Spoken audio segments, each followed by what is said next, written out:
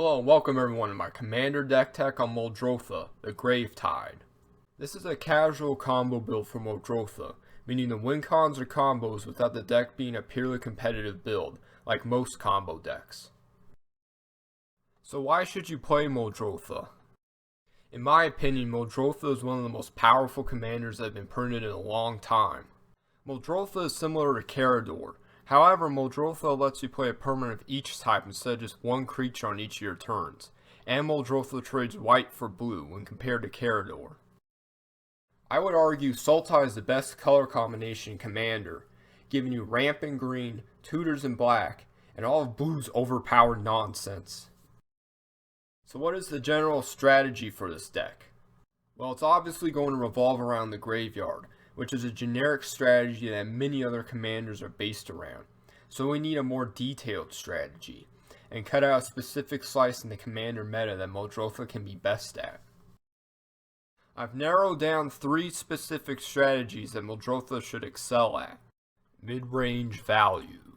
This is probably going to be the most popular way to build him, her, it, since mid-range is one of the most popular archetypes in Commander, because this archetype is positioned well in the multiplayer meta. Muldrotha's competition for this spot would be the other value-generating Sultai commanders, one being Damia Sage of Stone, but Muldrotha's value would come from repeating abilities from the graveyard instead of through raw card draw. However, Tastiger the Golden Fane already controls this deck building space, and generic graveyard value is already taken up by Sidisi Brood Tyrant. So where does Muldrotha fit in the Sultai mid-range value space? Well, just with specific and powerful gimmicks. Muldrotha's most prominent gimmick is repeating self-sacrificing effects, similar to how a Marin deck would operate using cards like Sakura Tribuilder or Fleshbag Marauder. However, Muldrotha can get all permanents, not just creatures, finally finding its unique edge in the meta. My problem with this build is the fact that Marin's already a powerful deck. It doesn't need blue, and you sacrifice some of the deck's most powerful cards like Contamination and Nether Void. However, I do think this is a valid and powerful way to build Muldrotha, and I did incorporate some of this strategy in my version of the deck. Stacks. Oh yes, stacks. Everyone's least favorite strategy to play against, but unfortunately for everyone, it's one of the most powerful strategies in Commander. This strategy really abuses stacks permanents like Stasis, Smokestack, Mana Vortex, and Tangle Wire. Muldrotha enables you to get ahead of the stacks parity by playing cards for free from the graveyard, permanents like Recurring Lands, Lion's Eye Diamond, and Lotus Petal. Muldrotha might be one of the best stacks commanders. However, stacks sucks to fight against and play with, so I didn't want to build Muldrotha this way. Combo is probably the most powerful and one of the most popular archetypes in Commander. A competitive Sidisi Brood Tyrant deck is similar to how a combo Muldrotha deck would work, abusing Laboratory Maniac and Machias. However, Muldrotha doesn't use a food chain combo. So how did I choose to build Muldrotha? I decided to have combo be the win condition, but make it mostly a mid-range value deck. Making this a pure combo deck would make it too competitive, and it would lose out on some of the unique fun synergies available in Muldrotha. Making the deck pure mid-range value would make it too similar to other decks that frankly do mid-range value a little better, and it would be too slow with no solid way of winning. The deck's main way to win is through combos. You want to get in a position that your opponents can't touch you using cards like Glacial Chasm and Spore Frog, or answer every significant card that your opponents have through recurring removal. Then you want to go off with one of your combos available to you. Here are the combos. Machias plus Triskelion equals infinite damage to your opponents. This is a classic, almost cliche infinite damage combo. Just have these 2 cards in the battlefield and you win. Your opponents can only answer this combo by killing Machias when the Undying triggers on the stack. So worst case scenario, you get to do 2 damage, which sucks. This is the easiest combo to go off with since you only need 2 cards. And this combo is the easiest to search up since both are creatures. So you can use Buried Alive and Jared's Orders to find them. Muldrotha can grab both of them from the graveyard in 1 turn, since Machias counts as the 1 per turn creature, and Triskelion is the 1 per turn artifact. Machias plus Walking Ballista plus an infinite sack outlet equals infinite damage to your opponents. This combo is similar to the Mike and Trike combo, however this one needs an additional card for the combo, that being an infinite sacrifice outlet. Also, Machias and Walking Ballista can be searched up using Protean Hulk. Machias plus River Kelpie plus an infinite sacrifice outlet equals draw your entire deck and then win with Lab Man. This combo is enabled by switching between Undying and Persist every time River Kelpie dies. I actually accidentally put this combo in the deck since Machias is a combo piece, and River Kelpie is obviously just fantastic in the deck. Mesmeric Orb plus Basalt Monolith equals mill your entire deck and then win off Lab Man by casting Deep Analysis from your graveyard. You can infinitely tap and untap Basalt Monolith, triggering Mesmeric Orb an infinite amount of times.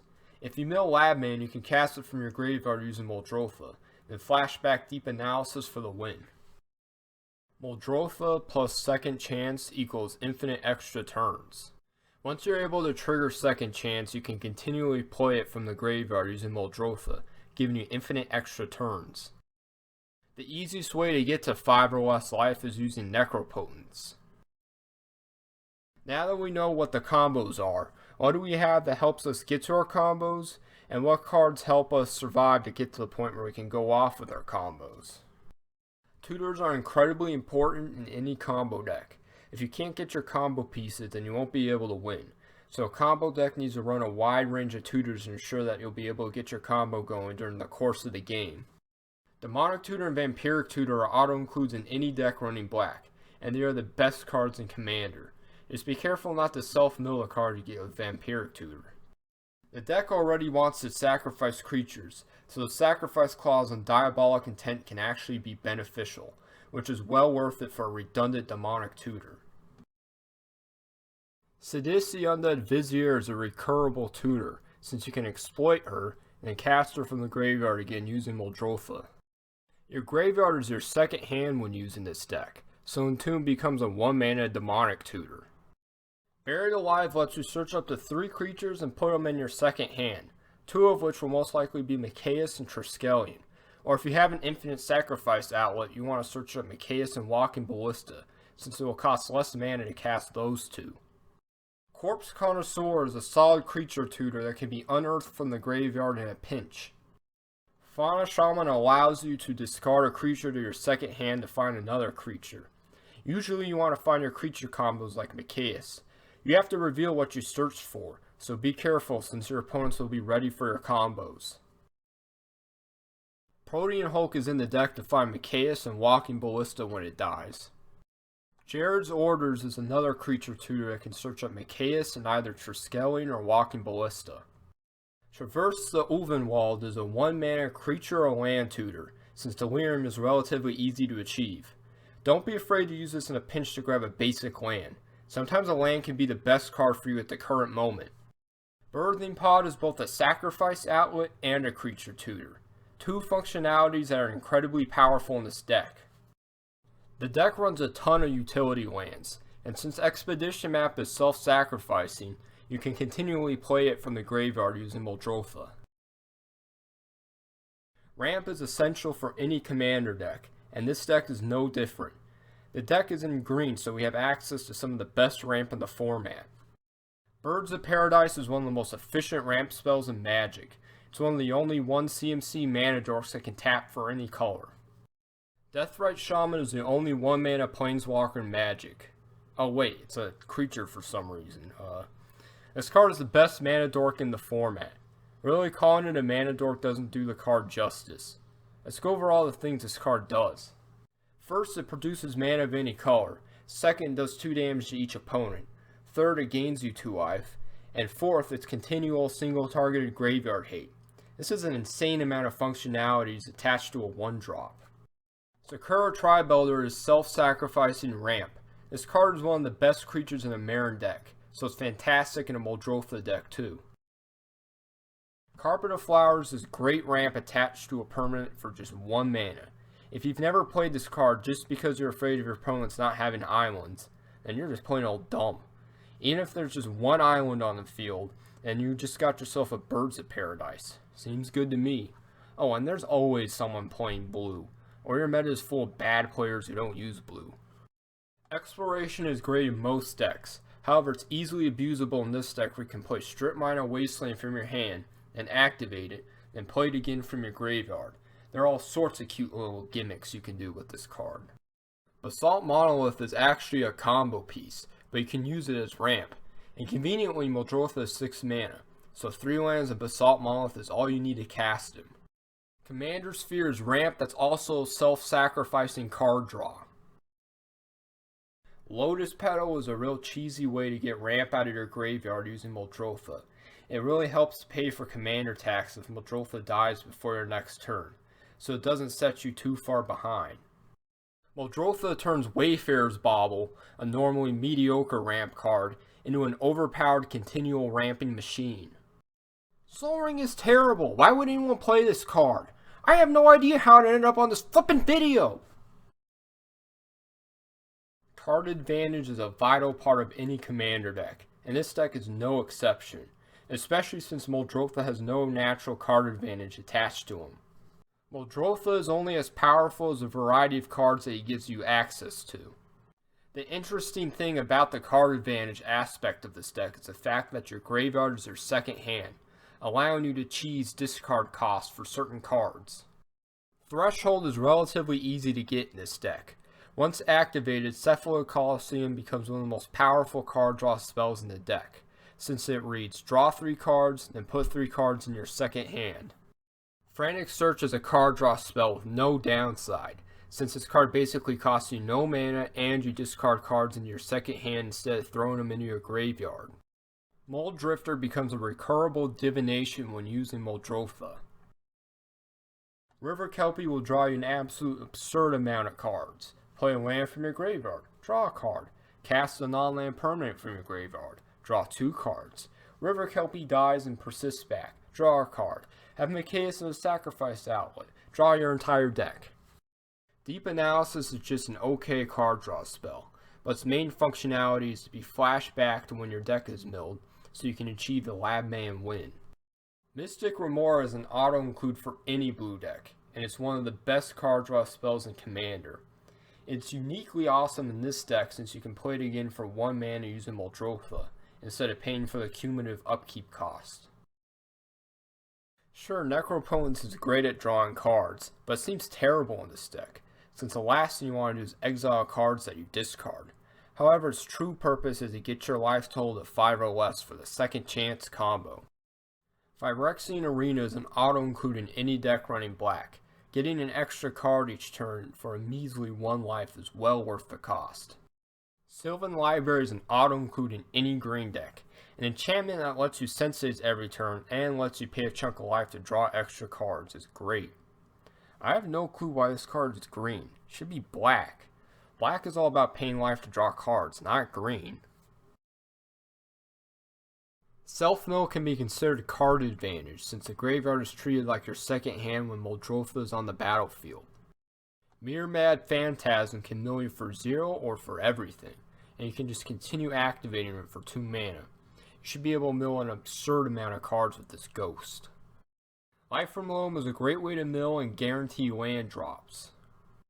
Altered Dimension is really in the deck as an infinite sacrifice outlet, but it being a mill card is just an additional bonus. Mesmeric Orb is in the deck as a solid mill card, and as a combo piece with Basalt Monolith.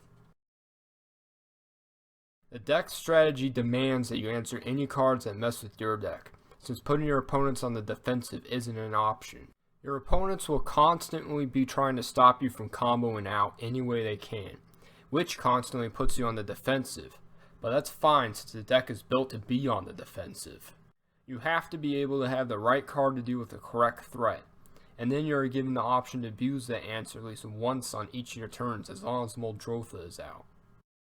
Strip Mine and Wasteland end up being recurrable land destruction, allowing you to deal with annoying lands or just keep your opponents off a color of mana. It's pretty difficult for your opponents to have answers to your combos when they don't have any lands. Caustic Caterpillar and Seal of Primordium are self-sacrificing artifact and enchantment removal that can be recurred for a relatively cheap cost using Muldrotha.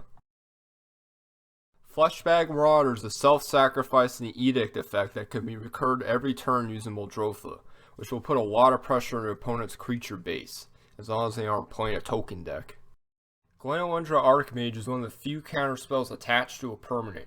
A cute gimmick to use their ability indefinitely is by having Mikaeus on the battlefield, since you can switch between Persist and Undying. Although if Mikaeus is out, you should just be comboing off instead. Mind Slicer forces your opponents to discard their hand, and forces you to move the cards from your first hand to your second hand. This deck runs a lot of sacrifice outlets, so killing this guy should be relatively easy. Mystic Snake is one of the only counterspells attached to a permanent. You usually will use this from the graveyard to protect your combos when going off on your turn. The deck runs only 2 board wipes since there aren't many board wipes attached to a permanent. However, Pernicious Deed can be all you need. Just having a recurable board wipe can keep your opponents from doing anything significant. You usually want to activate it for 5 or less so it doesn't kill off Muldrotha. Sinister Concoction is a really cheap removal spell that normally has a ton of downside. However, all the downsides either end up being good or they don't matter. Well, I guess the 1 life is bad, unless if you're trying to win using Second Chance. Nev's Disc is a board wipe attached to a permanent. It's a little slow, but just delaying your opponents from playing creatures, enchantments, and artifacts for a turn or 2 can be all you need to get your combo ready. Smokestack is a stacks piece that can put some serious pressure on your opponents, while you can easily benefit from killing off your permanents so you can recur them from the graveyard. In order to abuse ETBs or other abilities, the permanents need to go to the graveyard first, so they can be recurred using Muldrotha, and sacrifice outlets are the best way to kill off your permanents. High Market is a sacrifice outlet attached to a land that has almost no opportunity cost to play it, except for the fact that the land taps for only colorless. The deck doesn't run Swiftfoot Boots or Lightning Greaves since haste is irrelevant, so Sylvan Safekeeper is in the deck to protect your creatures with Shroud, especially protecting creature combo pieces. Viscera Seer is in the deck purely as a combo piece. He's only 1 mana and fairly easy to search up, and I guess scrying 1 is exciting. Altered Dementia serves 2 different functions. First, it's a sacrifice outlet for combo pieces, and second, it's an excellent way to mill yourself. Ashnod's Altar is mostly used as a combo piece, but it can also be used as a decent way to ramp. Birthing Pod is one of the best reusable creature tutors in Magic, especially in this deck where the cost of sacrificing a creature is severely mitigated. Here are some cards that didn't fall under any of the other categories. Memory's Journey is just in the deck to protect us from losing when going off for the Labman win, and your opponents remove Laboratory Maniac in response to Deep Analysis. You can cast Memory's Journey to turn your deck into 3 cards instead of 0 so you don't lose the deck out. It would be foolish not to run Eternal Witness in a graveyard-based deck, especially one that wants to abuse ETB triggers by sacrificing the ETB creatures and then playing them again from the graveyard. Laboratory Maniac is in the deck as a combo piece, and it is a way not to lose the self-mill if you get a little too trigger-happy self-milling. Mikaeus the Unhallowed is in the deck as a combo piece, and it's probably going to be the creature you end up tutoring up the most. The deck is built to abuse Muldrotha's Crucible of Worlds ability, so Ramonok Excavator can fill that role nicely too, and he's able to abuse Exploration better than Muldrotha. The deck is built around outlasting your opponents until you can go off with one of your combos, and Fog Frog makes the prospect of your opponents killing you with combat damage unlikely. Triskellion is in the deck as a combo piece, and I guess to do 3 damage to something. Walking Ballista is in the deck as a combo piece, and it's actually just a good card too, since it can pick off X1s like Mana Dorks pretty easily. Anime Dead and Necromancy are great in any graveyard-based deck. However, they're mostly in the deck to get around Muldrotha's 1 creature per turn clause, allowing you to put 2 creatures from your graveyard into play. Second Chance is in the deck to get infinite extra turns when you are at 5 or less life. Just keep playing this card from your graveyard on your extra turns using Muldrotha. These are the lands that are in the deck. Barren Moor, Lonely Sandbar, and Tranquil Thicket are in the deck to abuse Life from the Loam. Just cycle, dredge 3, cast Loam, get a cycle land back, and repeat. Shock lands are must-haves in any multicolored deck. They're incredibly cheap price-wise when compared to their older brother, the original dual lands, and they're searchable off of fetch lands, which is incredibly important since Muldrotha abuses fetch lands with his Crucible of Worlds ability. City of Brass and Mana Confluence are great lands that should be played in any multicolored deck. The 1 life is well worth the cost for a land that taps for any color of mana, and comes into play untapped, especially in a format that starts you at 40 life. Command Beacon is probably the most abusable land in this deck. This allows you to negate commander tags, which is incredibly helpful since Muldrotha already costs a lot of mana at 6. Command Tower obviously goes in every multicolored deck. Exotic Orchard and Reflecting Pool are 2 great lands that are usually just redundant command towers. Check lands are awesome lands that will usually come into play untapped, and they're relatively cheap price-wise. Fetch lands are great normally, but Muldrotha elevates them to all new overpowered heights. Glacial Chasm is one of the most powerful cards in the deck. This will keep you alive while you assemble your combo, and this card's cumulative upkeep can be negated by just playing it again from the graveyard once you don't pay for the cumulative upkeep, resetting the age counters.